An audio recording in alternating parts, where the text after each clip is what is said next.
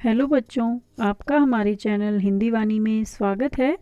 आज हम पढ़ेंगे कक्षा 7वीं की पाठ्य पुस्तक वसंत भाग 2 का 8वां पाठ। यह एक कविता है। इस कविता का नाम है श्याम एक किसान और इस कविता के कवि सर्वेश्वर दयाल सक्सेना जी हैं। कवि ने किसान के रूप में जाड़े की शाम के प्राकृतिक दृश्य का चित्रण किया है। यानी इस कविता में ऐसी शाम का वर्णन है जो सर्दियों की ऋतु में होती है। इस प्राकृतिक दृश्य में पहाड़ बैठे हुए एक किसान की तरह दिखाई दे रहा है। यानी जो पहाड़ है वो ऐसा लग रहा है जैसे कोई किसान बैठा हो। आकाश उसके सिर पर बंधे साफे के समान है। यानी जैसे किसी किसान ने अपने सिर पर पगड़ी या साफा बांध लिया हो, इस तरह से आकाश नजर आ रहा है।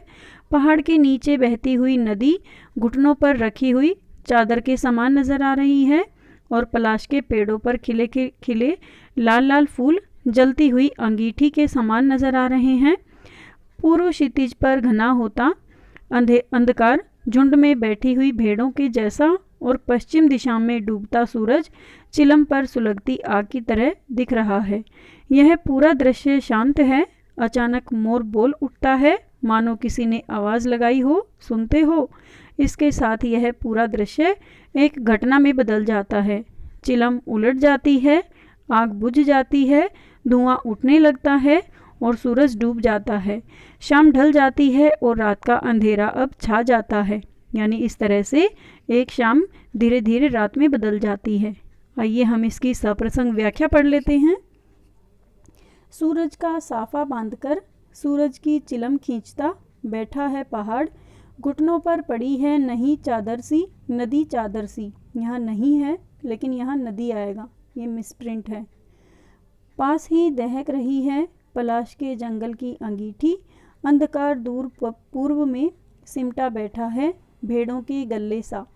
शाम एक किसान कविता की इन पंक्तियों का भावार्थ है कि शाम होने के समय प्राकृतिक दृश्य का बड़ा ही मनोरम चित्रण इन पंक्तियों में किया गया है।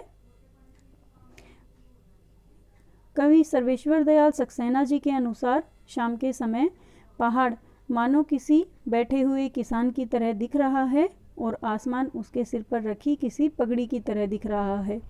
पहाड़ के नीचे जो नदी बह रही है वह ऐसा लग रहा है जैसे उसके यानी किसान के पैरों पर कोई चादर रखी हुई हो। किसान के घुटनों पर रखी किसी चादर के जैसी लग रही है एक नदी। पलाश के पेड़ों पर खिले लाल लाल फूल कवि को अंगीठी में जलते हुए अंगारों की तरह नजर आ रहे हैं। पूर्व में फैलता अंधेरा सिमट कर बैठी हुई भेड़ों की तरह प्रतीत हो रहा है। इस कविता की दूसरी पंक्तियां हैं। अचानक बोला मोर, जैसे किसी ने आवाज दी, सुनते हो। चिलम औंधी, धुआं उठा, सूरज डूबा, अंधेरा छा गया। सर्वेश्वर दयाल सक्सेना जी ने अपनी कविता शाम एक किसान के इस पद्यांश में शाम के मनोहर सन्नाटे के भंग होने का वर्णन किया है। चारों तरफ छाई शांति के बीच अचानक एक मोर बोल पड़ता है, मानो कोई पुकार रहा हो, सुनते हो। फिर सारा दृश्य किसी घटना में बदल जाता है। यानी शाम के समय हम देखते हैं कि किस तरह से सूरज धीरे धीरे डूब जाता है और चारों तरफ अंधेरा छा जाता है। जैसे सूरज की चिलम किसी ने उलट दी हो, जलती हुई आग बुझने लगी हो और धुआं उठने लगा हो। असल में अब सूरज डूब रहा है और चारों तरफ अंधेरा छाने लगा है। यानी सर्दियों की ऋतु में किस प्रकार से शाम बहुत जल्दी से ढल जाती है, सूरज डूब जाता है और जो प्राकृतिक वातावरण है वो धीरे धीरे बदल जाता है और धीरे धीरे रात हो जाती है। उम्मीद है बच्चों आपको यह कविता इसकी सप्रसंग व्याख्या समझ में आ गई होगी। अगले भाग में हम इस कविता से लिए गए अभ्यास के प्रश्नोत्तर पढ़ेंगे। धन्यवाद।